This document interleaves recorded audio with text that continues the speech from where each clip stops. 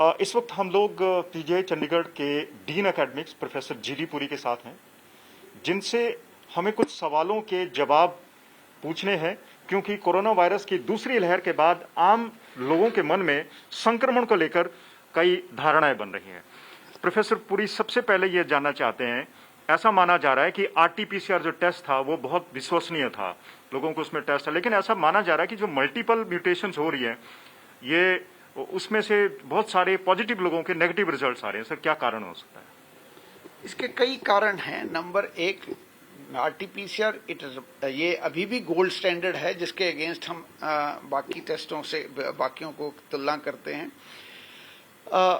पर अगर ये ठीक तरह सैंपलिंग ना ली जाए तो फॉल्स नेगेटिविटी, जिसको कहते हैं कि मरीज को बीमारी है फिर भी आपके जो स्वैब में वो वायरस पिक नहीं हुआ, या फिर टेक्निकल कारणों से जो लैब में उसकी रिपोर्ट पॉजिटिव नहीं आई।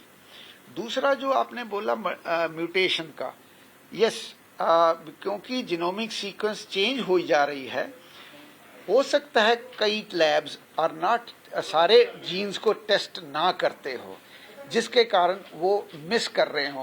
पर अदरवाइज आरटीपीसीआर टेस्ट से अगर ठीक किया जाए प्रॉपर, इससे कोई फॉल्स नेगेटिव रिपोर्ट्स हमें नहीं पाई गई, एटलीस्ट पीजीआई में। और अगर कुछ फॉल्स नेगेटिव हैं, जैसे कि किसी को कोरोना है, हमें पता है कि उसकी ऑक्सीजन कम हो रही है, उसके लंग के चेस्ट एक्सरे में प्रॉब्लम है, सारे टिपिकल सिम्टम साइंस रिपोर्ट्स हैं, तो आरटीपीसीआर एक बार नेगेटिव है, हम दोबारा करा लेते हैं, दूसरी बार पॉजिटिव आ जाता है। और ये पहली वेव में भी था कि कई बार हमारे टेस्ट एक बार नेगेटिव नहीं आते थे और हमारा सस्पिशन होता था, हम दोबारा कर लेते थे और उसमें पॉजिटिव आ जाता था। कभी कभी 2 बार नेगेटिव के बाद भी पॉजिटिव आता है। पर ये कहना कि ये नाक और मुंह में नहीं रहता और सीधे लंग्स में जाता है, मैं ये नहीं सोचता कि ये कारण है। और अभी तक तो ऐसा शोध में नहीं पाया गया कि यहाँ ही लंग्स में ही जाता है सीधा, नाक मुंह में नहीं बैठता। बट फ्यूचर का मैं कुछ नहीं बता सकता। सर, अचानक से रेमडेसिविर नामक दवा एक बार फिर सुर्खियों में है, इसकी कालाबाजारी बढ़ गई है, मार्केट से गायब हो रही है, या फिर बहुत लोग नकली रेमडेसिविर भी बेच रहे हैं। सबसे पहला सवाल आपसे यह है कि क्या रेमडेसिविर बहुत ज्यादा इंपॉर्टेंट है इस बीमारी के इलाज में?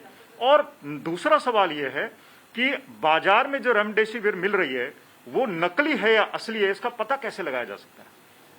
देखिए, जो पहला सवाल है कि इसकी यूजफुलनेस, यस, कुछ ट्रायल्स आई थी पिछले साल जिसमें बताया गया था कि इससे आउटकम इम्प्रूव होता है, नॉट मोर्टेलिटी नहीं इम्प्रूव होती, बट हाँ हॉस्पिटल स्टे कम हो जाता है, रिकवरी जल्दी होती है। इसलिए इसको viral phase of the disease, जिसमें शुरू के 5-6 दिन में अगर यूज किया जाए तो उससे फायदा हो सकता है। पर लेटर स्टेज पे यूज करने, 10 दिन के बाद आते हैं, उनको यूज करने का कोई फायदा नहीं है।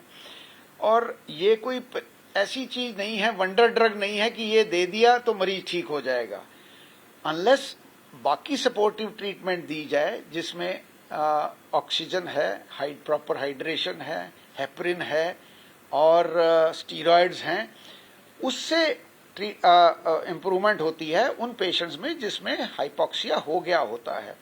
लेटर स्टेज में जब वेंटिलेटर लग गया, 10 दिन हो चुके हैं, उस समय रेमडेसिविर देने का कोई फायदा नहीं है। हमने देखा गया है कि प्रैक्टिस में लोग रेमडेसिविर इनडिस्क्रीटली यूज कर रहे हैं, स्पेशली जब नंबर बढ़ गए हैं। लोग रेमडेसिविर तो कई बार ऐसे भी यूज कर रहे हैं कि भाई सीटी स्कैन कराया, आरटीपीसीआर टेस्ट नहीं कराया, फिर भी उसको रेमडेसिविर घर ही लगा देते हैं। तो ये चीज गलत है, जो कि सरकार इसके अगेंस्ट काफी कुछ कर रही है। एंड आई होप कि प्रोडक्शन बढ़ाने से और इसकी रिस्ट्रिक्टेड यूज से शायद ये जो ब्लैक मार्केटिंग है कम हो जाए। पर हाँ, ये मैं आपके माध्यम टीवी चैनल के माध्यम से बताना चाहता हूँ कि ये कोई ऐसी चीज नहीं है कि अगर नहीं मिला तो इट इज इसके कारण मरीज ना मिलने से मर जाएगा। हाँ, इससे उसकी ड्यूरेशन ऑफ स्टे कम हो सकती है। हाँ, हाई रिस्क पेशेंट्स में, जैसे पेशेंट का कोई ट्रांसप्लांट हुआ है, वो पेशेंट कोविड पॉजिटिव आ गया, तो उस इनिशियल स्टेज में उसको रेमडेसिविर दी जाए तो इसके कॉम्प्लिकेशंस जो कोविड के बचाए जा सके। इस तरह के फिजिशियन इज द बेस्ट जज कि किसको देना चाहिए। बहुत जरूरी इनडिस्क्रिमिनेट यूज नहीं होना चाहिए। नकली है कि असली है मैं नहीं बता सकता, तो ये तो आई थिंक टेस्ट करके ही पता लगेगा। और कई बार ये भी होता है, remdesivir should not be used जिसमें लिवर डिसफंक्शन हो, जिसमें सीवियर रीनल डिसफंक्शन, किडनी खराब हो, लिवर खराब हो, उनमें ये नहीं देना चाहिए क्योंकि इससे ज्यादा खतरा होता है। पिछली बार सामने आया था कि कोरोना बुजुर्गों को निशाना बना रहा है या जिनके अंदर कोमॉर्बिडिटी है उनको निशाना बना रहा है सर। अब की बार ऐसा देखने में आ रहा है कि जो जवान लोग हैं, जो युवा लोग हैं, वो इसका शिकार हो रहे हैं सर। क्या कारण हो सकता है?